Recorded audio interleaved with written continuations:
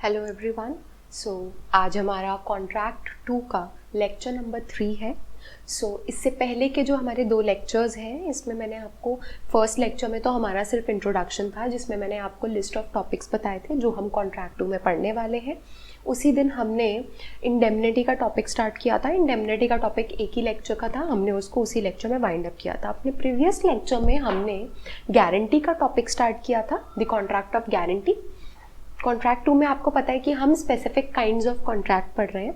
तो contract of indemnity हम already पढ़ चुके हैं। कॉन्ट्रैक्ट ऑफ गारंटी हमने स्टार्ट किया था प्रीवियस लेक्चर में, और आज भी हम उसी को कंटिन्यू करेंगे और आज के लेक्चर में हम उसको वाइंड अप कर देंगे। Then we will start with contract of bailment. Contract of guarantee क्या होता है, कल मैंने आपको समझाया था।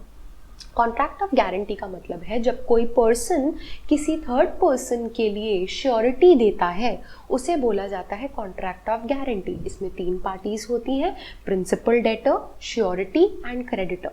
प्रिंसिपल डेटर जो प्रॉमिस कर रहा है, कोई लोन ले रहा है जिसकी लाइबिलिटी है। क्रेडिटर जिससे लोन लिया जा रहा है, जिसके अगेंस्ट वो लाइबिलिटी है। और श्योरिटी जो उस लाइबिलिटी के लिए, उस लोन के लिए गारंटी दे रहा है कि अगर प्रिंसिपल डेटर फेल हो जाता है, if the principal debtor makes the default, then I will fulfil his liability और I will perform his promise और I will repay his loan. ये होता है कॉन्ट्रैक्ट ऑफ गारंटी। इसमें 3 पार्टीज होती हैं, 3 टाइप के कॉन्ट्रैक्ट्स होते हैं। First contract between the principal debtor and the creditor, that is contract of loan या कोई भी परफॉर्मेंस ऑफ एनी प्रॉमिस। दूसरा कॉन्ट्रैक्ट होता है contract between the surety and the creditor, जिसमें श्योरिटी गारंटी देता है क्रेडिटर को कि अगर ये नहीं फुलफिल कर पाया, ये नहीं पे कर पाया, ये नहीं कंटिन्यू कर पाया अपना काम, तो आई विल डू इट। और तीसरा कॉन्ट्रैक्ट जो होता है, it is a contract between the principal debtor and the surety. Principal debtor surety के साथ एक कॉन्ट्रैक्ट करता है जिसमें वो श्योरिटी को हायर करता है, एक पर्सन को सपोज हायर करता है कि तुम मेरे श्योरिटी बन जाओ, और वो एक इम्प्लाइड प्रॉमिस करता है उस श्योरिटी को कि अगर in case I make the default and you make the payment on my behalf, then I will repay it to you. Alright, तो it includes an implied promise of indemnification. Alright, तो ये 3 types के contracts होते हैं उसमें। और guarantee की हमने कई सारी चीज़ें और पढ़ी थी, जैसे कि एक्सटेंट ऑफ श्योरिटीज लाइबिलिटी, कि श्योरिटी की जो लाइबिलिटी होती है, it is always coexisting या को एक्सटेंसिव बोल सकते हैं with the liability of the principal debtor. जब तक प्रिंसिपल डेटर की लाइबिलिटी है, तब तक श्योरिटी की लाइबिलिटी होगी। जिस लेवल तक, जिस एक्सटेंट तक प्रिंसिपल डेटर की लाइबिलिटी है, उसी एक्सटेंट तक श्योरिटी की लाइबिलिटी होगी। ये हमने पढ़ा आज के लेक्चर में। अच्छा हाँ, एक और इम्पॉर्टेंट टॉपिक जो मैंने आपको प्रीवियस लेक्चर के रिकैप में मैं बताना भूल गई, दैट इज कंटिन्यूइंग गारंटी। हमने फिर पढ़ा कंटिन्यूइंग गारंटी के बारे में कि ऐसी गारंटी जो सिर्फ एक सिंगल ट्रांजैक्शन के लिए ना हो, बल्कि एक या एक से ज्यादा transaction, multiple series of transaction के लिए अगर वो गारंटी दी जा रही है, तो वो होती है continuing guarantee, which continues to a series of transaction, which continues to a series of transaction. ये होती है कंटिन्यूइंग गारंटी। ऑलराइट, तो इसमें फिर हमने पढ़ा था कंटिन्यूइंग गारंटी को आप रिवोक कर सकते हो। हाँ, कर सकते हो, बट अगर आप मिडिल में आपकी गारंटी शुरू हो चुकी है, सपोज आपने 5 ट्रांजैक्शंस के लिए गारंटी दी थी, 2 ट्रांजैक्शन आप ऑलरेडी कर चुके हो, थर्ड से पहले आप अपनी कंटिन्यूइंग गारंटी को रिवोक कर लेते हो नोटिस के थ्रू, तो आगे आने वाली 3 गारंटीज रिवोक हो जाएंगी, बट जो 2 आप ऑलरेडी कर चुके हो, इसको कोई इफेक्ट नहीं पड़ेगा, उन्हें कोई इफेक्ट नहीं पड़ेगा। That means you can revoke the continuing guarantee only in reference to the future transactions and not the transaction which has already been incurred. जो ऑलरेडी हो चुके हैं उनके लिए आप रिवोक नहीं कर सकते हो, आप हमेशा फ्यूचर ट्रांजैक्शंस के लिए रिवोक करते हो। प्लस श्योरिटी की डेथ से, अगर श्योरिटी की डेथ हो जाती है बीच में कभी भी मल्टीपल ट्रांजैक्शंस के बीच में, तो वहां पे it will be N automatic revocation of the continuing guarantee. it applies as an automatic revocation of continuing guarantee. So that was all about guarantee, जो हमने लास्ट लेक्चर में किया था। आज के लेक्चर में भी हम गारंटी के टॉपिक को ही कंटिन्यू करेंगे और आज के लेक्चर में हम गारंटी के टॉपिक को वाइंड अप भी कर देंगे। सो अब हम स्टार्ट करेंगे गारंटी के आगे के जो प्रोविजंस हैं। सबसे पहले हम देखेंगे, सबसे पहला टॉपिक जो हमारा गारंटी का है आज के लेक्चर का, that is discharge of surety. कि श्योरिटी जो है कब वो अपनी लाइबिलिटी से डिस्चार्ज हो जाता है। जैसे मैंने आपको बताया, जब वो खुद रिवोक कर ले। अब उसने ही रिवोक कर लिया नोटिस देके कि नहीं, आप फ्यूचर ट्रांजैक्शंस के लिए मैं रिवोक करना चाहता हूँ, तो उस टाइम पे क्या होगा, फिर वो अपनी लाइबिलिटी से डिस्चार्ज हो जाएगा। एक बार उसने रिवोक कर लिया तो वो अपनी लाइबिलिटी से डिस्चार्ज हो जाएगा। उसकी डेथ हो जाती है तो क्या होगा, वो अपनी लाइबिलिटी से डिस्चार्ज हो जाएगा। तो ऐसे कुछ सर्कमस्टांसेस इंडियन कॉन्ट्रैक्ट एक्ट के अंदर दिए गए हैं कि कब कब श्योरिटी जो है वो अपनी लाइबिलिटी से डिस्चार्ज हो जाएगा। सो अब हम वो पढ़ेंगे। So let's start with discharge of surety from the liability. We'll straight away move to the notes. हम नोट्स में देखेंगे।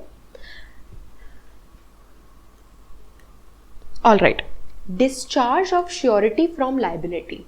तो फर्स्ट क्या है, by revocation. By revocation, revocation से हो सकता है ये किससे हो सकता है, रेवोकेशन से हो सकता है। As a general rule guarantee revocable नहीं होती है। जनरली अगर आप देखोगे तो एक जो नॉर्मल वाली गारंटी है, नॉट द कंटिन्यूइंग गारंटी, वो रिवोकेबल नहीं होती है। क्यों? क्योंकि गारंटी एक ऐसा कॉन्ट्रैक्ट है जो आपने वॉलंटरली किया है और आपकी गारंटी पे कोई और ऑलरेडी एक्ट कर चुका है। सी, क्यों यहां पे लिखा है, मैं आपको ये सिर्फ इसका लॉजिक बता रही हूं कि क्यों लिखा है कि जनरली गारंटी रिवोकेबल नहीं होती है। फॉर एग्जाम्पल, ए जो है वो एक प्रिंसिपल डेटर है, उसने बी से लोन मांगा जो कि क्रेडिटर है। बी ने लोन देने से मना कर दिया। बी ने बोला नहीं, मैं लोन नहीं दे सकता आपको, क्योंकि आपकी तो हिस्ट्री ठीक नहीं है, आपकी जो क्रेडिट हिस्ट्री है वो ठीक नहीं है, आप रीपे नहीं करोगे। तो ए ने एक श्योरिटी अरेंज करा, जो उसके बिहाफ पे गारंटी दे सकता है, जो है सी श्योरिटी। सी को लेके वो गया बी के पास। सी ने बी के सामने जाके ए के लिए गारंटी दी है कि आप प्लीज उसको लोन दे दो, अगर वो लोन रीपे नहीं कर पाता है तो आई विल रीपे। जिससे क्या हुआ, बी को एक गारंटी मिल गई कि हाँ भाई इसकी क्रेडिट हिस्ट्री खराब है ना, अगर ये नहीं कर पाया तो ये करेगा इसकी जगह, बट मुझे मेरे पैसे मिल जाएंगे। So that is what, guarantee. तो बी ने इसकी श्योरिटी पे बेस्ड होके इसको लोन दे दिया। अब ये तो है जनरल बात अब हम कर रहे हैं। जनरल बात में क्योंकि इसकी श्योरिटी, इसने कुछ रिप्रेजेंटेशन किया, या फिर उसको आप डिक्लेरेशन भी बोल सकते हो, इसने डिक्लेयर किया कि हाँ मैं श्योरिटी देता हूं एक ही तरफ से। इसके रिप्रेजेंटेशन या डिक्लेरेशन पे रिलाई करके बी ने एक्ट किया है। B acted relying on the representation. ये अगर आप कॉन्सेप्ट को मेरे इंडियन एविडेंस एक्ट वाले क्लासेस से कनेक्ट करते हो तो ये आपको किसकी तरह दिख रहा है? क्या ये आपको एस्टॉपल के जैसा नहीं लग रहा है? क्या ये आपको एस्टॉपल जैसा नहीं लग रहा है? This is estoppel. सी के डिक्लेरेशन पे रिलाई करके बी ने एक्ट कर दिया है। क्या अब सी अपनी श्योरिटी, अपना डिक्लेरेशन, अपना रिप्रेजेंटेशन, अपनी गारंटी रिवोक कर सकता है? No. Why? Because of the rule of estoppel. Once you have stated something, the other person has relied on your statement and has acted according to such statement. Now you just cannot go back on your statement. Now you cannot deny the statement. Now you cannot deny from your representation, your declaration. All right. तो general scenario अगर देखें तो भाई estoppel लगता है यहाँ पे, क्योंकि ये बिल्कुल सीन एस्टॉपल वाला है। एस्टॉपल के वजह से आप जनरली रिवोक नहीं कर सकते हो अपनी गारंटी को, but only in cases of continuing guarantee.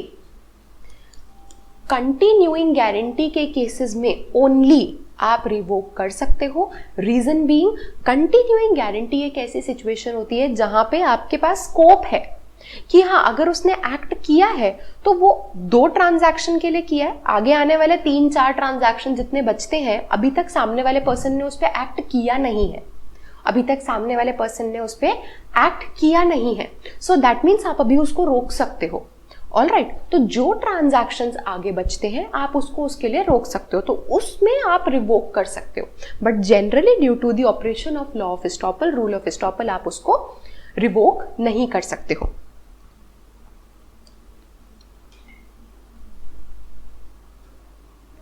All right, हम नोट्स में रीड कर लेते हैं। First point is by revocation. As a general rule guarantee is not revocable. Guarantee is not revocable if it is acted upon. मैंने आपको वही बताया, अगर उस पर रिलाई करके ऑलरेडी एक्ट कर चुका है तो फिर अब आप उसको रिवोक नहीं कर सकते हो।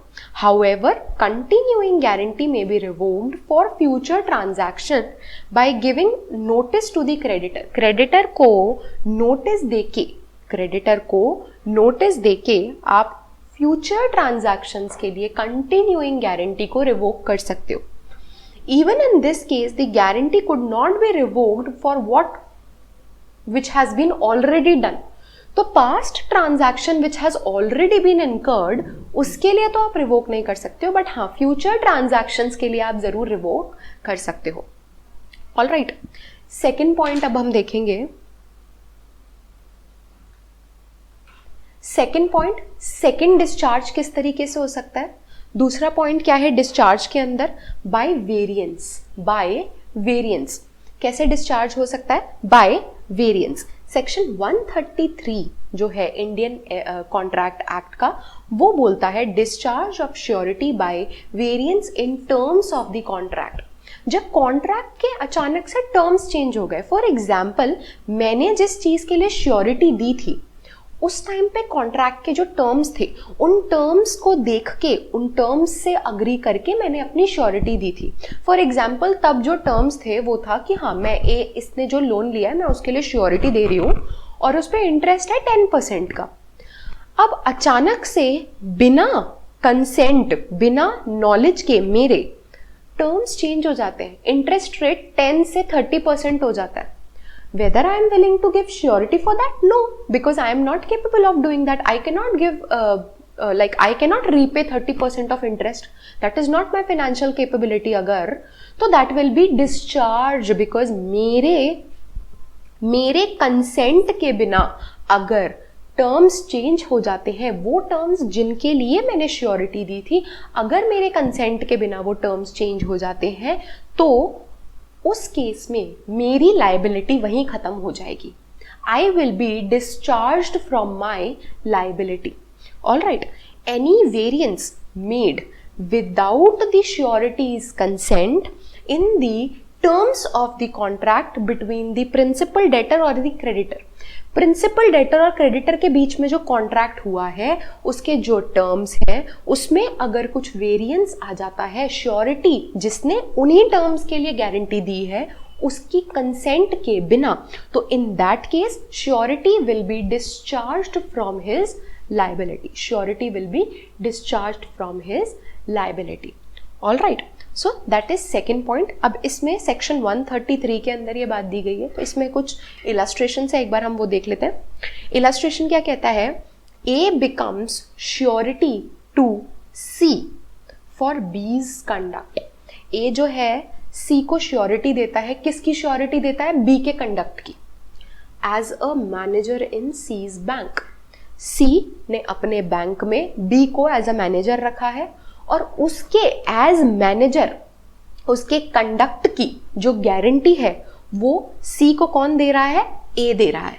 बी जो है वो ए जो है वो बी के कंडक्ट की गारंटी सी को दे रहा है। ऑल राइट, सी जिसने बी को अपने बैंक में मैनेजर रखा है। Afterwards B and C contract without A's consent. B और सी जिसका बैंक है और जो मैनेजर रखा है वो दोनों आपस में कॉन्ट्रैक्ट करते हैं, किसके, ए की कंसेंट के बिना, ए की कंसेंट के बिना। ए जिसने की श्योरिटी दी थी, उसकी कंसेंट के बिना अगर वो दोनों कोई कॉन्ट्रैक्ट करते हैं, क्या कॉन्ट्रैक्ट करते हैं कि बी की जो सैलरी है उसे तो हम बढ़ा रहे हैं and he shell become liable for 1/4 of the losses on overdraft, और उसकी लाइबिलिटी, एक तो उसकी सैलरी भी बढ़ा दी और उसकी लाइबिलिटी भी बढ़ा दी। All right, B allows a customer to overdraw and bank loses a sum of money. B जो है वो कस्टमर को ओवरड्रॉ करने के लिए अलाउ कर देता है और जिसकी वजह से बैंक को कुछ पैसों का लॉस हो जाता है। ए जो है वो डिस्चार्ज, अब क्या है, इस लॉस के लिए ए की लाइबिलिटी बनती है, इस लॉस के लिए ए की लाइबिलिटी कोई नहीं बनेगी, क्योंकि जो terms of the contract change हुई है, जैसे कि raising B salary and B को आप लॉसेस के लिए, ज़्यादा लॉसेस के लिए उसकी लाइबिलिटी बढ़ाना, that was without A's consent, hence A will be discharge from his liability as a surety of B's conduct to C, because the variance made without his consent he is not liable to make good the loss। उस loss के लिए जिसके लिए उसकी consent ही नहीं ली गई थी उसके लिए वो लाइबल नहीं होगा। All right, next, A guarantees C against the misconduct of B in an office to which B is appointed by C। ए जो है वो सी को गारंटी दे रहा है बी के मिसकंडक्ट के अगेंस्ट, कि अगर बी कोई मिसकंडक्ट करेगा तो I will make good the loss, अगर उसके मिसकंडक्ट की वजह से कोई लॉस होता है तो उसके लिए मैं जिम्मेदार हूँ।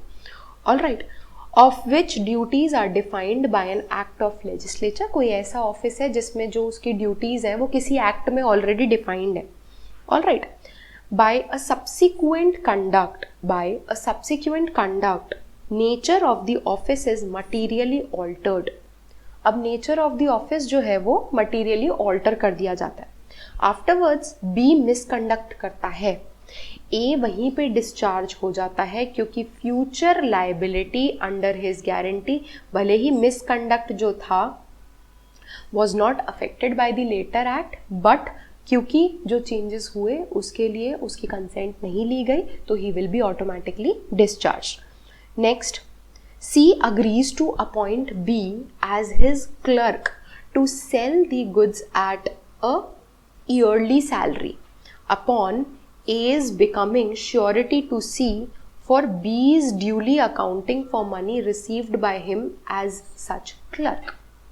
Afterwards, without A's knowledge or consent, C और B दोनों अग्री करते हैं कि B को कमीशन मिलनी चाहिए उन गुड्स पे जो वो सेल करता है, and not by a fixed salary, कि भाई तुम्हें फिक्स सैलरी नहीं मिलनी चाहिए, तुम्हें रेम्यूनरेशन कमीशन के फॉर्म में मिलनी चाहिए। इसके लिए ए लायबल नहीं होगा, क्यों? क्योंकि टर्म्स चेंज हुए विदाउट एज नॉलेज और consent. Next, A gives to C a continuing guarantee to the extent of 3,000 rupees for any oil supplied by C to B on credit। All right, कि 3,000 रुपये तक तुम जो भी oil जो है वो सप्लाई करोगे उसकी गारंटी उसने ए ने दी। Afterwards B becomes embarrassed and without the knowledge of A, B and C contract that C shall continue to supply B with oil for ready money and that the payment shall be applied to the then existing debts between B and C। A is not liable because ये एक new arrangement है जिसके लिए ए को पता नहीं था। Simple, ठीक है, सारे सेम है, सबके रीजन सेम है। All right, C contracts to lend B 5,000 rupees on 1st of March। A guarantee देता है उस लोन के रीपेमेंट की। ऑल राइट, सी जो है वो 5,000 रुपीज जो है बी को 1st of January को रीपे कर देता है। ए वहीं पे डिस्चार्ज हो गया, as the contract has been varied in as much as C might sue B for the money before 1st of March। 1st of March को करना था, ऑल राइट, उसने जनवरी में ही कर दिया, वहीं पे डिस्चार्ज हो गया बिकॉज वेरिएंस हो गया है ऑब्वियसली। ठीक है, तो ये तो है second point, by variance. Third point कैसे है कि थर्ड किस तरीके से वो अपनी लाइबिलिटी से डिस्चार्ज हो सकता है। What is the third point? By release और डिस्चार्ज ऑफ प्रिंसिपल डेट। अब जिसके लिए उसने गारंटी दी थी, किसके लिए गारंटी दी थी? मैंने कल भी आपको लास्ट लेक्चर में भी यही समझाया था कि यहाँ पे कॉन्ट्रैक्ट ऑफ गारंटी में श्योरिटी की जो लाइबिलिटी होती है it is not primary, it is always secondary. Primary liability किसकी होती है? प्रिंसिपल डेटर की। लोन किसने लिया है? प्रिंसिपल डेटर ने। चुकाना किसको है? प्रिंसिपल डेटर को। कॉन्ट्रैक्ट ऑफ गारंटी होता क्या है? कॉन्ट्रैक्ट ऑफ गारंटी होता ही वो कॉन्ट्रैक्ट है कि अगर ये फेल हो जाता है, in case of he makes the default, then only I will be liable to pay. तो the first occurrence of event is कि ये तो डिफॉल्ट करे, तो इन दैट केस जो श्योरिटी की लाइबिलिटी है depends on the default by the principal debtor. तो अगर प्रिंसिपल डेटर जिसकी प्राइमरी लाइबिलिटी बनती है, अगर उसी को रिलीज या डिस्चार्ज कर दिया जाए तो वहीं पे प्रिंसिपल श्योरिटी भी रिलीज हो जाएगा। अगर प्रिंसिपल डेटर जिसके लिए गारंटी दी गई है अगर वो खुद रिलीज हो जाए तो श्योरिटी की फिर कोई लायबिलिटी बनाने का मतलब ही नहीं है। अगर प्रिंसिपल डेटर ने क्रेडिटर से लोन लिया था बाद में, जिसके लिए श्योरिटी ने गारंटी दी थी, बाद में आफ्टर सम टाइम्स दोनों के बीच में फ्रेंडली टर्म्स हो जाते हैं, क्रेडिटर बोल देता है कि इट्स ओके, आपका लोन माफ है, कोई बात नहीं, ऑलराइट, तो प्रिंसिपल डेटर इज रिलीज्ड, तो automatically surety also get discharged from his liability, alright. Surety is discharged by any contract between the creditor and the principal debtor by which the debtor is released.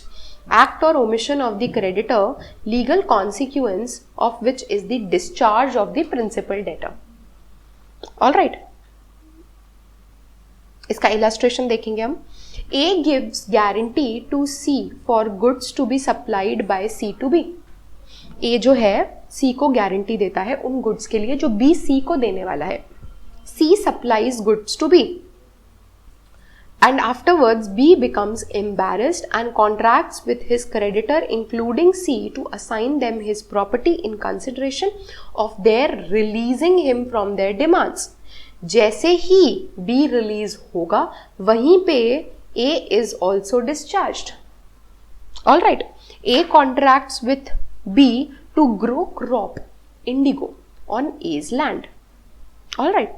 And to deliver it to B at fixed rate. C guarantees A's performance of this contract. B diverts a stream of water which is necessary for irrigation of A's land and thereby prevents him from raising the indigo.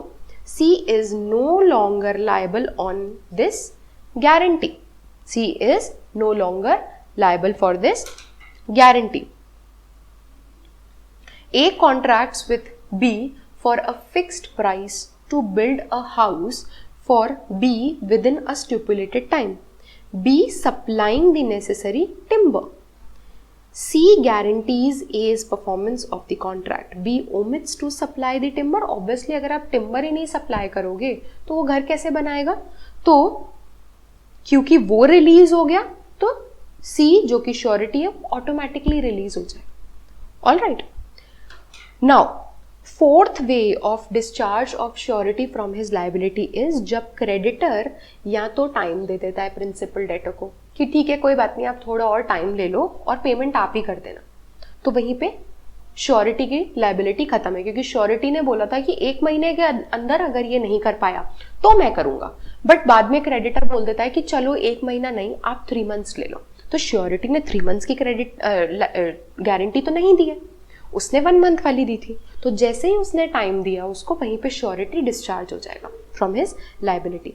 और agrees not to स्यू, अगर creditor principal debtor के साथ agreement कर लेता है कि तुम मुझे मेरे पैसे वापस कर दो, I agree not to sue you, अब जब वो उसको स्यू ही नहीं करेगा अपने पेमेंट के अगेंस्ट तो there is no point of surety. Surety तो तब दी जाएगी ना कि अगर if he is about to sue him तो उसको उसके पैसे मिलना जरूरी है so that he doesn't file the case. If he is agreeing not to file the case against the principal debtor then surety is automatically released. 135 section 135 में ये बात बोली गई है. Discharge of surety when creditor compounds with का मतलब है यहाँ पे कॉम्प्रोमाइज, कि वो अपने आप उसका लोन वोन सब माफ कर दे, या फिर gives time to, agrees not to sue the principal debtor. Contract between the creditor and principal debtor जिसमें क्रेडिटर या तो कॉम्प्रोमाइज कर लेता है, सेटलमेंट कर लेता है उसके साथ, या फिर उसको टाइम दे देता है, या फिर उसको बोलता है कि I will not sue you, तो श्योरिटी डिस्चार्ज हो जाता है. All right. Next way of discharge of the surety from his liability is by creditors act impairing surety's eventual remedy. By creditors act impairing surety's eventual remedy. अगर creditor कोई ऐसा act करता है जिससे surety की जो आने वाली रेमेडी है वो अफेक्ट हो रही है, खराब हो रही है, तो उस वजह से उसके अकॉर्डिंग श्योरिटी अपने लाइबिलिटी से डिस्चार्ज हो जाए. सेक्शन 139 के अंदर लिखा है discharge of surety by creditor's act or omission impairing surety's eventual remedy. If the creditor does any act which is inconsistent with the rights of the surety, surety के पास जो rights है उसके against अगर जाके creditor कोई act करता है तो श्योरिटी जो है ही इज डिस्चार्ज्ड. तो उस केस में श्योरिटी जो होता है वो डिस्चार्ज हो जाता है. इसका इलस्ट्रेशन देखेंगे हम. इसके इलस्ट्रेशन क्या बोलते हैं?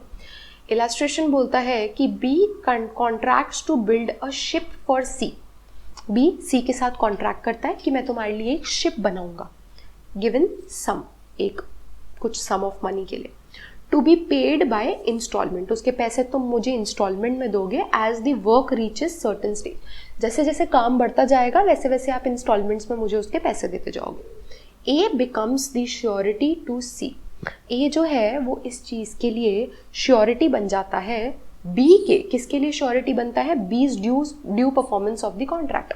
कि बी जो है वो उस काम को जो शिप बनाने वाला है उसको अच्छे से करेगा. उसकी श्योरिटी जो है वो ए बनता है सी के लिए. सी को गारंटी देता है बी के काम की. C without the knowledge of A prepays to B the last 2 instalments. वो काम होने से पहले ही, जो पहले क्या डिसाइड हुआ था, जैसे जैसे काम होता जाएगा वैसे वैसे आप अपने इंस्टॉलमेंट देते जाओगे मुझे.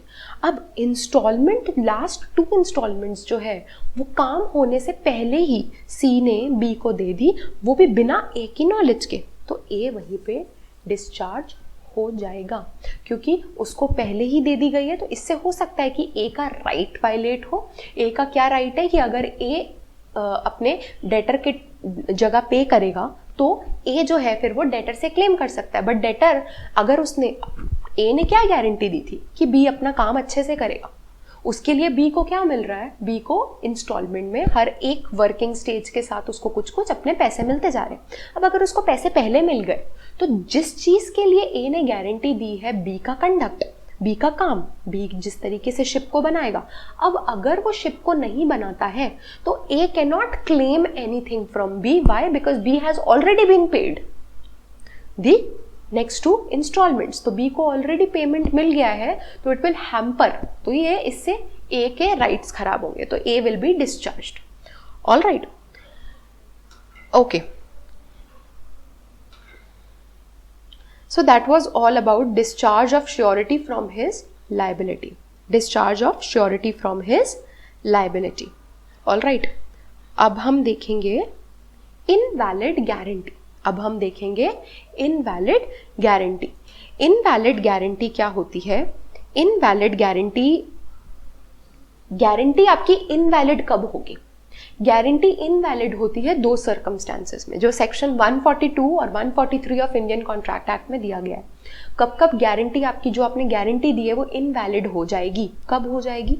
फर्स्टली, अगर गारंटी या तो मिस रिप्रेजेंटेशन से दी गई है. आपने कोई गारंटी दी है किसी के रिप्रेजेंटेशन पे बेस होके. फॉर एग्जाम्पल, प्रिंसिपल डेटर ने आपको आके बोला, आई विल शो यू. ए एक प्रिंसिपल डेटर है, उसने बी को जाके बोला, बी जो कि श्योरिटी है, कि तुम मेरे लिए गारंटी दे दो, आई हैव XYZ प्रॉपर्टी, मुझे लोन चाहिए, तो अगर मैं उस लोन को रीपे नहीं कर पाया तो मैं ये प्रॉपर्टी सेल ऑफ कर दूंगा. आई हैव इनफ फंड्स कि जिससे मैं अपना लोन रीपे कर सकता हूं. इसके इस रिप्रेजेंटेशन पे बेस होके C gave the guarantee, B gave the guarantee और इसको लोन मिल गया. अब बाद में पता लगता है forget about the property, A is insolvent. So this guarantee was given on the basis of a misrepresentation. He represented himself to be the owner of the property, which was not true. तो it was a misrepresentation. तो जब इस misrepresentation पे base होके कोई guarantee दी जाती है तो वो गारंटी इनवैलिड होती है. क्यों? क्योंकि यहाँ पे the consent of the surety is not free. And as you know, it is a contract of guarantee. Contract of guarantee का मतलब है it has to be a contract, it has to be a valid contract. और ऐसे agreements जिसमें consent जो है वो free नहीं होती है, they are not valid contracts. तो अब क्योंकि उसमें consent ही free नहीं है तो ये एक invalid guarantee होगी, ये valid guarantee नहीं होगी क्योंकि ये एक valid contract ही नहीं होगा. Alright, तो ये तो है misrepresentation. रीड कर लेते हैं हम. Any guarantee which has been obtained by means of misrepresentation made by the creditor और विथ हिज नॉलेज और assent concerning the material part of the transaction is invalid. 143 क्या बोलता है? अब कब एक और कौन सा रीज़न है जिसकी वजह से गारंटी जो है वो इनवैलिड हो जाएगी? Guarantee obtained by concealment. कुछ फैक्ट को छुपा रखा था और फिर गारंटी दी गई. अगर वो फैक्ट डिस्क्लोज होता तो शायद वो गारंटी नहीं देता. तो इन दैट केस गारंटी जो होगी वो इनवैलिड हो जाएगी. एनी गारंटी, कोई भी ऐसी गारंटी जिसमें क्रेडिटर ने कुछ बात छुपाई थी साइलेंस रह के, तो ऐसे केसेस में गारंटी जो होती है वो इनवैलिड होती है. ऐसे केसेस में गारंटी जो होती है वो इनवैलिड होती है. इसकी इलस्ट्रेशन देख लेते हैं हम. इलस्ट्रेशन से हमें समझ आ जाएगा कि क्या होता है ये. Illustrations. A engages B as clerk. A B को engage करता है as clerk to collect money from him. To collect money from him. B fails to account for some of his receipts and A in consequence calls upon him to furnish security for his duly accounting. C gives the guarantee for B's duly accounting. A does not acquaint C with बीज previous conduct कि B तो पहले भी ये चीज़ कर चुका है और इस कंसीलमेंट पे बेस होकर वो गारंटी दे देता है. तो इन दैट केस ये जो होगी ये इनवैलिड गारंटी होगी. ये इनवैलिड गारंटी होगी. A guarantee to C payment for iron to be supplied by him to be for the amount of 2000 tons. B and C privately agreed that B should pay 5 rupees per ton beyond the market price. Such excess to be applied in liquidation of an old debt. Agreement is concealed from A. A is not liable. इतना बड़ा agreement है which is hampering the amount of ये amount.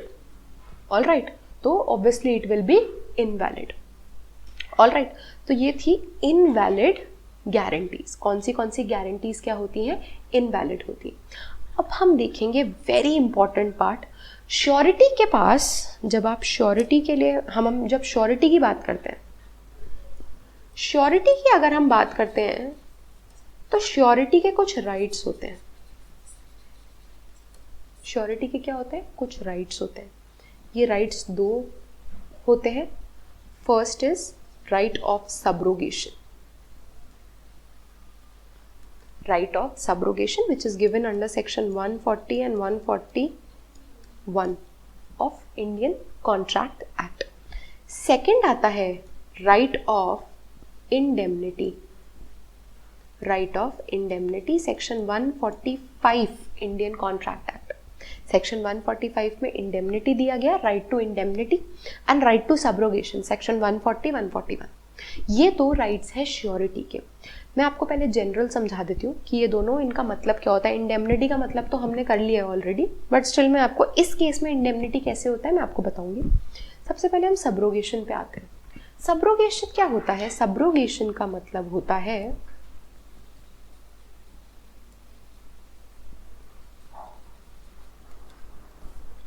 Subrogation का मतलब होता है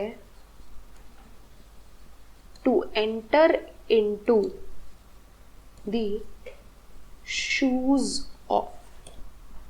that means for example A is the principal debtor, जिसने loan लिया था बी से, हु इज द क्रेडिटर, जिसकी गारंटी सी ने दी थी, हु इज द श्योरिटी, और लोन इसको रीपे करना था within 1 month, but he failed, he defaulted to make the payment, repay the loan. In that case, C paid back the loan amount to B. C ने फिर B को A की जगह repay किया. क्यों? क्योंकि उसने उसके लिए गारंटी दी थी. In this case, now after C has made the payment on to B on A's behalf, now C will enter into the shoes of B. That means C will become the creditor of A. अब C वो जो loan amount है वो A से claim करेगा, जो C ने A के बिहाफ पे किया है, अब C A से वो क्लेम करेगा. All right. सब्रोगेशन का मतलब होता है to enter into the shoes of, to take the character of. एक बार श्योरिटी ने अपनी लायबिलिटी परफॉर्म कर दी, उसके बाद श्योरिटी एक क्रेडिटर का कैरेक्टर ले लेता है. दैट मीन्स श्योरिटी के पास वो सारे राइट्स आ जाते हैं जो एक क्रेडिटर के पास होते हैं. श्योरिटी के पास वो सारे राइट्स आ जाते हैं जो एक क्रेडिटर के पास होते हैं. क्रेडिटर के पास क्या राइट्स होते हैं? उसको अपना loan, he has the right to take his loan back, he has the right to sue if the loan is not repaid. All right. तो वो सारे राइट्स जो एक क्रेडिटर के थे, वो सारे राइट्स श्योरिटी के पास आ जाते हैं जैसे ही श्योरिटी अपनी लायबिलिटी को परफॉर्म कर देता है. तो वो सारे राइट्स किसके पास आ जाते हैं? वो सारे राइट्स श्योरिटी के पास आ जाते हैं. तो इसको बोला जाता है the surety has subrogated the rights of the creditor. इसे बोला जाता है सब्रोगेशन. All right. अब हम देखते हैं इंडेमनिटी. सेकंड हमारा राइट है. अभी हम इसको प्रोविजंस के थ्रू पढ़ेंगे. अभी मैं आपको जनरल आइडिया दे रही हूँ कि ये होता क्या है. तो अभी हमने पढ़ा सब्रोगेशन. सब्रोगेशन में हमने देखा कि सब्रोगेशन क्या होता है.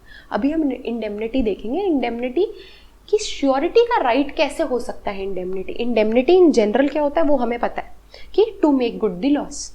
तो श्योरिटी का वो राइट कैसे है. अब अगर श्योरिटी ने पेमेंट कर दी है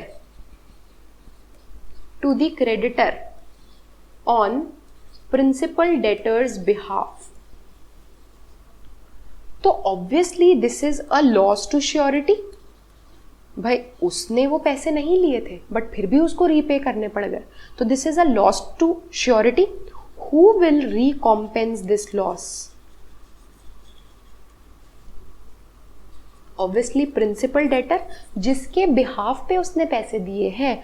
that person will indemnify surety. Surety ने प्रिंसिपल डेटर के बिहाफ पे पेमेंट किया था, तो अब उसके लॉस को इंडेमनिफाई कौन करेगा? प्रिंसिपल डेटर ही करेगा. कौन इंडेमनिफाई करेगा?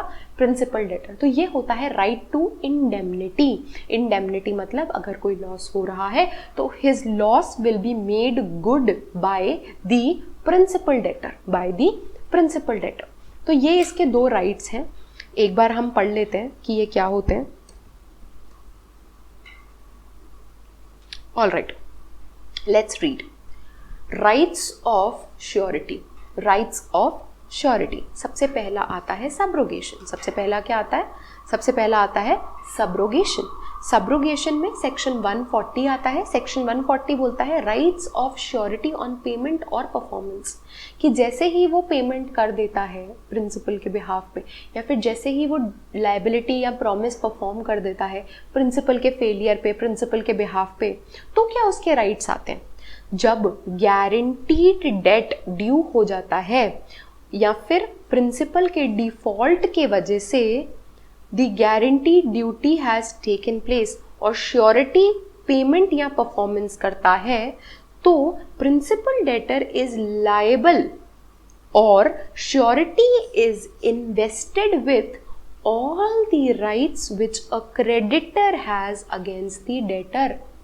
जैसे ही श्योरिटी ने पेमेंट या परफॉर्मेंस कर दी, उसके पास वो सारे राइट्स आ जाते हैं जो एक क्रेडिटर के, एक डेटर के अगेंस्ट होंगे.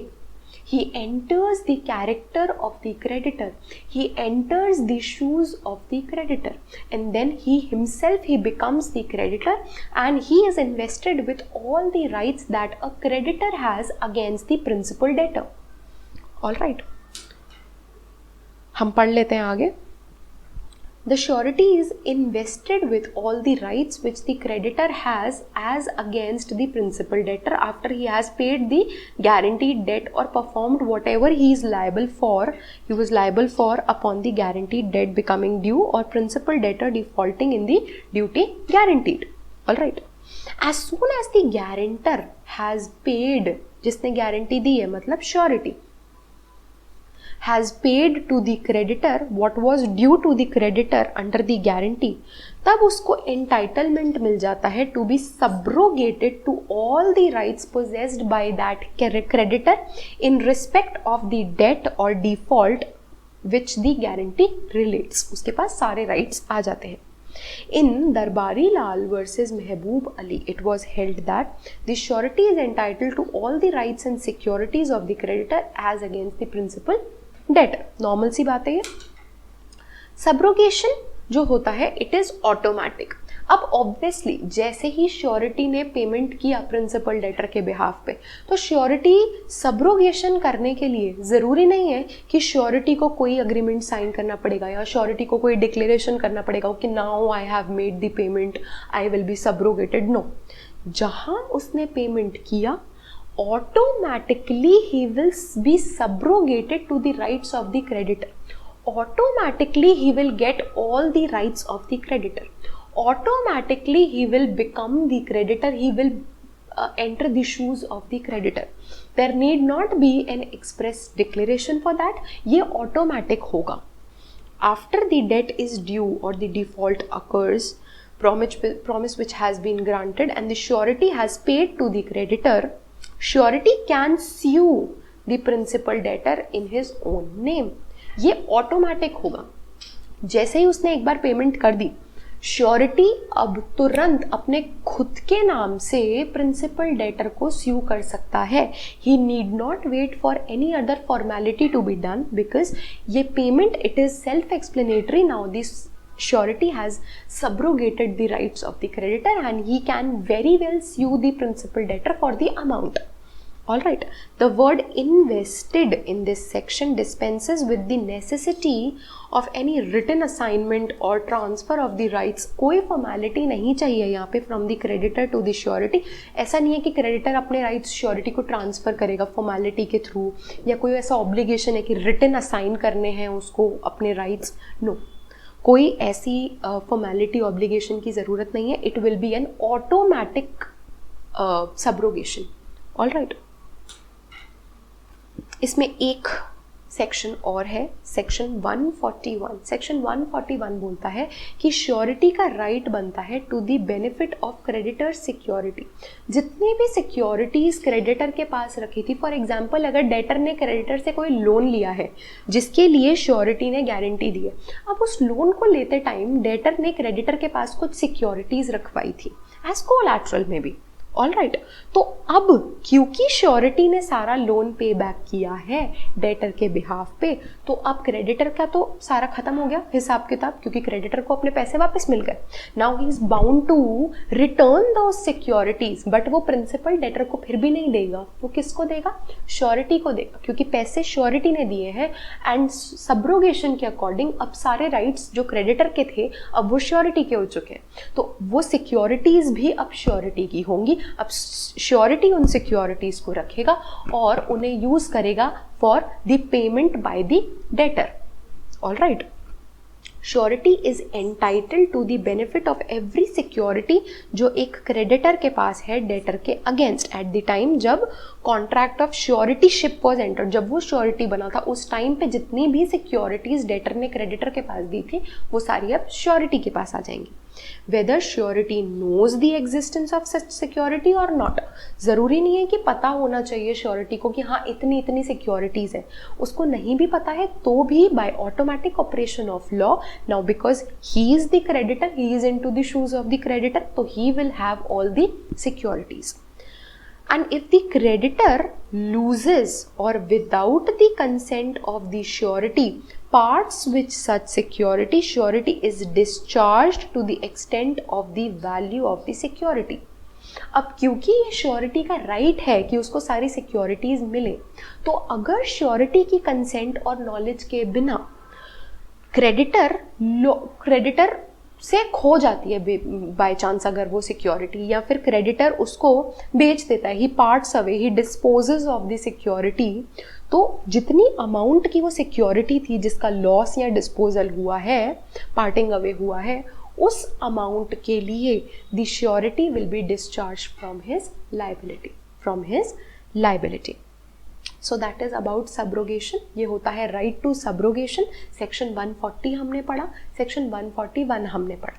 ऑल राइट, अब हम इसके इलस्ट्रेशन पढ़ेंगे. सेक्शन 141 के क्या इलस्ट्रेशन है? Section 141 illustration.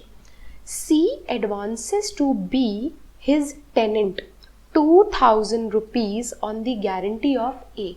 सी जो है वो बी जो कि उसका टेनेंट है उसे 2000 रुपये देता है. ऑल राइट, ए की गारंटी पे, ए ने उसके लिए गारंटी दी है. C has also further security for 2000 rupees by a mortgage of B's furniture. और ये 2000 रुपये देने के लिए उसने उसका फर्नीचर रख लिया मॉर्टगेज के रूप में. C cancels the mortgage, B becomes insolvent and C sues A on his guarantee. तो A is discharged from the liability जितना फर्नीचर की वैल्यू है. क्यों? क्योंकि उसने उसको बिना बताए मॉर्टगेज को कैंसिल कर दिया, तो जितनी मॉर्टगेज की वैल्यू है उसके लिए वो लायबल नहीं होगा. All right. C, a creditor whose advance to B is secured by a decree. All right, receives also a guarantee for that advance from A. C afterwards takes B's goods in execution under the decree, and then without the knowledge of A withdraws the execution. तो obviously A क्या होगा? Discharge होगा. उसकी knowledge ही नहीं थी, उसने उसकी decree के एग्जीक्यूशन को विथड्रॉ कर लिया. ऑल राइट, तो उसी के बेसिस पे उसने उसको श्योरिटी दी थी जब उसको उसकी नॉलेज नहीं है दैट द सिक्योरिटी, तो वो जितना सिक्योरिटी था उतना अमाउंट जो होगा वो उसके लिए डिस्चार्ज हो जाएगा. All right, next right. अभी हमने पढ़ा सब्रोगेशन. सब्रोगेशन क्या होता है मैंने आपको वो समझा दिया. सेक्शन 140 हमने पढ़ा, वो समझा. सेक्शन 141 हमने पढ़ा सब्रोगेशन के अंदर, वो हमने समझा, उसके इलस्ट्रेशन हमने किए. अब हम करेंगे next right of the surety which is right to indemnity.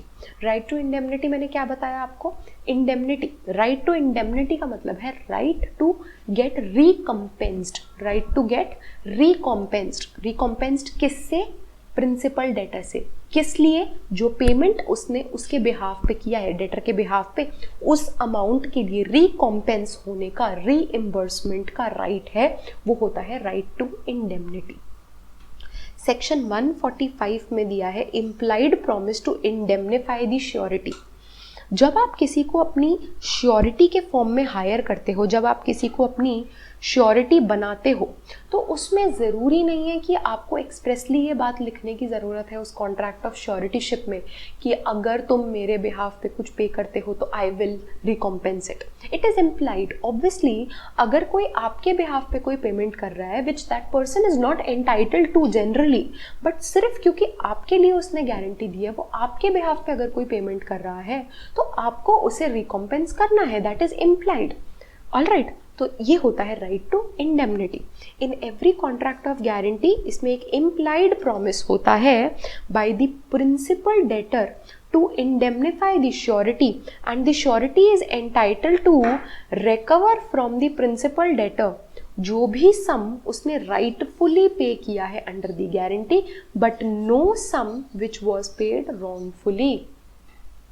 अब अगर उसने किसी काम के लिए श्योरिटी दी थी, गारंटी दी थी, बट डेटर वो काम नहीं कर पाया, तो श्योरिटी ने बोला ठीक है, now I will perform this promise. But उस काम को स्मूथली करने के लिए श्योरिटी क्या करता है, किसी को ब्राइब देता है। तो जो उसने परफॉर्मेंस की है उसमें जितना अमाउंट था जिसके लिए उसने श्योरिटी दी थी, वो तो वो इंडेमनिटी के अंदर क्लेम कर सकता है डेटर से कि मैंने तुम्हारी जगह ये अमाउंट पे किया है और इसके लिए ही मैंने श्योरिटी दी थी, तो वो तुम मुझे दोगे। बट वो जो ब्राइब उसने एक्स्ट्रा दिया है, that is not rightfully paid, that is wrongful, and उसके लिए the surety was not given. तो that he has done himself, that is a wrong that he has done himself। तो जो भी rightfully validly पे किया है उतना तो वो इंडेमनिफाई करने के लिए बोल सकता है, बट कुछ भी एक्स्ट्रा रॉन्गफुल पेमेंट उसने किया है तो उसके लिए वो इंडेमनिटी क्लेम नहीं कर सकता है from the principal debtor. All right, इसकी इलास्ट्रेशन देखते हैं हम। इसका इलास्ट्रेशन क्या कहता है, B is indebted to C। B जो है उसने C से कोई डेट लिया है और A ने इस चीज़ की गारंटी दी है। C A से पेमेंट डिमांड करता है and on his refusal sues him for the amount। A defends the suit having reasonable ground for doing so but is compelled to pay the amount of debt with cost। तो वो अब obviously B से recover करेगा क्योंकि उसका loan नहीं था, ये बी ने डेट लिया था। वो बी से रिकवर करेगा कितना, जितना उसने कॉस्ट दिया है और जो लोन अमाउंट था वो, क्योंकि उसको कॉस्ट भी देना पड़ गया, तो जितना भी एक्स्ट्रा भी उसने पे किया है बट राइटफुल पेमेंट है। ऑब्वियसली अगर कोई सूट है तो इसमें कॉस्ट लगते ही लगते हैं, तो ये राइटफुल पेमेंट है, there is nothing wrong in it, तो ये राइटफुल पेमेंट है, इतना वो वापस ले सकता है। A guarantees C to the extent of 2000 rupees payment for rice to be supplied by C to B. C supplies B rice to a less amount than 2000 but obtains from A payment of 2000 rupees in respect of rice supplied. A cannot recover from B more than the price of rice actually supply. जितना actual supply हुआ है सिर्फ उतने के लिए ले सकता है, एक्स्ट्रा जो है that is a wrongful payment, उसके लिए आप इंडेमनिटी नहीं क्लेम कर सकते हो। All right, apart from section 140 surety का एक राइट और होता है जो होता है इंडेमनिटी का राइट, जो कि सेक्शन 145 के अंदर गिवन है। By the debtor and the sureties right against under this section are not limited to the right of the creditor against the debtor but would include interest on the amount paid by the surety।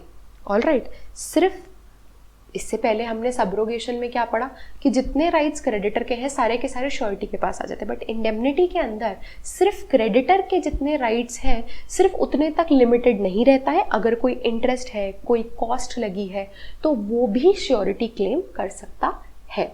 Creditor के पास सिर्फ उतना right claim करने का amount था जितना उसने date दिया है, बट श्योरिटी ने अगर उसके लिए कोई सूट डिफेंड किया है जिसमें कॉस्ट दिया है, कुछ भी एक्सपेंसेस, अदर एक्सपेंसेस किए हैं ऊपर से, जो क्रेडिटर जिसके लिए एंटाइटल्ड नहीं था, बट स्टिल इंडेमनिटी के अंदर श्योरिटी वो चीज क्लेम कर सकता है।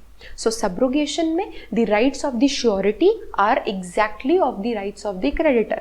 जितने क्रेडिटर के राइट्स हैं उतने ही राइट्स श्योरिटी के पास आएंगे, बट इंडेमनिटी के अंदर जरूरी नहीं है कि क्रेडिटर जिस चीज के लिए एंटाइटल्ड है सिर्फ उतनी ही चीज के लिए श्योरिटी एंटाइटल्ड हो, श्योरिटी कुछ एक्स्ट्रा क्लेम भी कर सकता है। ऑल राइट, तो ये होता है right to indemnity, right to indemnity. Okay, so that was all about guarantee जो हमने आज पढ़ा।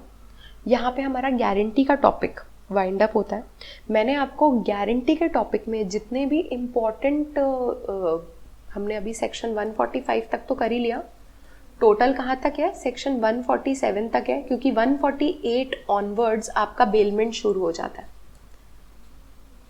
सारे इम्पॉर्टेंट सेक्शंस जो थे गारंटी के वो मैंने आपको लेक्चर में करा दिए हैं। प्रीवियस लेक्चर में, ये वाले लेक्चर में हमने गारंटी का टॉपिक किया है, और जितने भी इम्पॉर्टेंट सेक्शंस थे हमने प्रीवियस लेक्चर में भी किए, कुछ हमने आज किए। इसके अलावा जो सेक्शंस बचते हैं आप उनको एक बार रीड कर सकते हैं अपने आप से बैरक में से, क्योंकि उसमें कुछ एक्सप्लेनेशन पार्ट नहीं है, कोई कॉन्सेप्ट नहीं है, it just requires a reading, a quick reading of the bare act, that's it. तो आप उस क्विक रीडिंग को कर सकते हैं और उसके इलास्ट्रेशंस हैं तो आप उनको रीड कर सकते हैं। जो इंपॉर्टेंट पार्ट है जिस पे क्वेश्चन बन सकते हैं वो मैंने आपको लेक्चर्स में करा दिए हैं। सो हम यहाँ पे अपना गारंटी का टॉपिक वाइंड अप करते हैं। हमारा गारंटी का जो टॉपिक है आज यहाँ पे ख़त्म होता है। इसके आगे अगर हमें अब स्टार्ट करना है जो नेक्स्ट लेक्चर से, तो हम बेलमेंट स्टार्ट करेंगे अपने नेक्स्ट क्लास में। अब हम बेलमेंट का कॉन्ट्रैक्ट स्टार्ट करेंगे, that is all about guarantee. अब आपको क्या करना है, आज हमने एक टॉपिक वाइंड अप किया, अब आपको क्या करना है इसमें, what is your job. I am done with my job. मैंने आपको अच्छे से पढ़ा दिया है, नोट्स प्रिपेयर करके दे दिया है, समझा दिया है, इलास्ट्रेशंस करा दिए, सारी चीज़ें करा दी है। अब आपका क्या काम है इसमें, अब आपका काम है कि आपको नोट्स बनाने हैं। मैं बार बार आपको बोलती हूँ ताकि आप अपनी राइटिंग हैबिट बनाओगे तो आपके लिए ये आंसर राइटिंग में बहुत हेल्पफुल होंगे। नोट्स से मेरा मतलब ये नहीं है कि बस ये जो मैंने नोट्स प्रोवाइड किए उसको देख देख के आप कॉपी कर रहे हो कि मैम ये भी तो राइटिंग हैबिट है। नो, आप इनको समझो, क्वेश्चंस देखो गारंटी से रिगार्डिंग, गारंटी के टॉपिक पे क्या क्या क्वेश्चंस आ रखे हैं सैम्पल पेपर में, प्रीवियस ईयर पेपर्स में, उन क्वेश्चंस को सॉल्व करो, वो ही आपके नोट्स का काम करेंगे। क्योंकि इसमें से सारे डायरेक्ट क्वेश्चंस आते हैं या फिर आपके इलस्ट्रेशन बेस्ड क्वेश्चंस आते हैं, तो इन एनी केस वो आपके नोट्स का काम करेंगे। तो प्लीज़ आप क्वेश्चंस को सॉल्व करो। क्वेश्चंस से मेरा मतलब है both MCQs as well as answer writing, वो ही आपके नोट्स का काम करेंगे। क्योंकि अगर मैं नोट्स लिखने की बात करूँ तो वो तो मैंने ऑलरेडी दे दिए आपको, उसको कॉपी करने से आपको याद नहीं होगा। याद कैसे होगा, जब आप उसी के क्वेश्चन सॉल्व करोगे तो आपको ये भी समझ आ जाएगा कि उस पर किस तरीके के क्वेश्चंस आ रहे हैं, आपकी राइटिंग प्रैक्टिस भी हो जाएगी और आपका रिविजन भी हो जाएगा। क्योंकि लिखना तो वही सब है, आपको मैंने बताया था कॉन्ट्रैक्ट टू एक ऐसा एरिया है जहाँ पे बहुत लिमिटेड नंबर ऑफ क्वेश्चंस बन सकते हैं और वो ही पूछे जाते हैं सिर्फ। तो इसीलिए please make a list of the questions कि कौन से स्टेट जुडिशरी में, मेंस में, प्रीलिम्स में गारंटी पे क्वेश्चंस पूछे गए हैं। आप उनके आंसर्स करिए, उनके आंसर्स प्रिपेयर करिए, वो आपके नोट्स का काम करेंगे and it will be very good. Alright, तो ये होगा आपका रिविजन। इलास्ट्रेशंस के साथ भी आपको यही करना है। सैम्पल पेपर और प्रीवियस ईयर पेपर में इलास्ट्रेशन नहीं मिलते हैं, तो जो आपके बेरक में इलास्ट्रेशन दिए हैं आप उसको एज अ क्वेश्चन कंसिडर कीजिए और उसमें इशू फ्रेमिंग के अकॉर्डिंग अपना आंसर फ्रेम कीजिए। उससे आपको इलास्ट्रेशन का सोल्यूशन भी मिलेगा और आपको एप्लीकेशन ऑफ द कॉन्सेप्ट भी समझ आएगा। That is the correct way of revising a topic. All right. So that is all about guarantee. That is all about today's lecture. Now we'll meet in the next lecture with a new topic in contract 2. Till then, please have a nice day. Take care. Thank you so much.